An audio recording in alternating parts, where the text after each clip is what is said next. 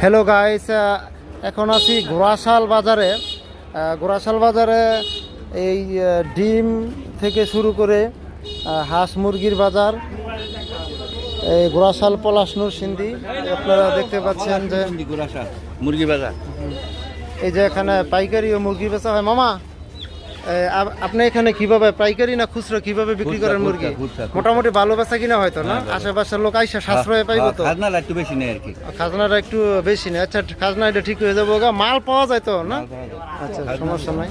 Hello guys, একটু এখানে দেখুন অনেক উন্নত মানের হাঁস এবং দেশি হাঁস। ভাই, এটা কি দেশি হাঁস না? এটা চিলার, এটা দেশি। এটা দেশি না? টার্কি, এই যে টার্কি হাঁস এবং মুরগি।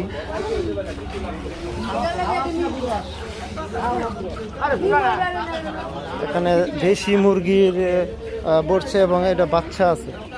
এটা কি বাচ্চা ভাই? কোয়েল পাখি না? কোয়েল পাখির বাচ্চা। ওই মুরগিটা কি মুরগি? টাইগার মুরগি। টাইগার মুরগি এটা কিভাবে বিক্রি করতেছেন? জোড়া কত জোড়া? 300 টাকা জোড়া। জোড়া 300 না? আর এগুলা কিভাবে বিক্রি করতেছেন? এটি জোড়া কিভাবে বেচেন? জোড়া আপনার 120 টাকা, 100 টাকা আছে ভাই। বাজার অনুযায়ী বিক্রি করেন না? ঠিক আছে, ধন্যবাদ। এখন হ্যালো গাইস, এখন দেখতেছেন হাঁসের বাচ্চা।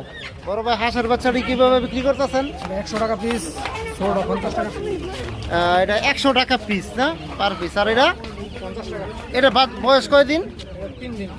আর এটার বয়স 15 দিন। 3 দিনে বাচ্চা এত বড় হয়ে গেছে? হ্যাঁ। এগুলো নেওয়ার পরে কি কি কোনো ইনজেকশন করতে হইব বা কোনো কিছু টিকা বিকা বা কোনো ওষুধপত্র খাওয়াইতে হইব? যারা বেশি করে নেয় তারা তো ওষুধ খাওয়াইতে হবে, যারা 5-10টা নেয় তারা কোনো ওষুধ খায় না। এভাবে দেশি মুরগির মতো চলে না? ধন্যবাদ।